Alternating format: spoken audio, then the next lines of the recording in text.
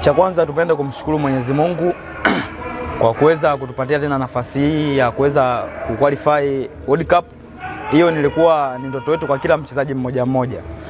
Na kwa kuwa tumeendelea kufunga magoli, hiyo ni consistency nzuri kutokana na walimu wetu pia wameweza kutuandaa kisaikolojia, pia kimwili na kiakili. Kutokana na hivyo tunapenda pia kuwashukuru Watanzania wote walituweza kutusapoti katika mashindano haya.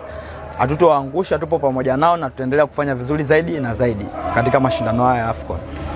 Kwa mchezo wa leo haukuwa mchezo mwepesi kwa sababu kila mtu alikuwa anataka matokeo. Kwenye kundi letu lilikuwa ni kundi gumu pia, japokuwa sisi tulikuwa na pointi 3, Angola walikuwa na pointi 1, kwa maana leo wangeshinda wangekuwa na advantage kubwa ya kuongoza kundi.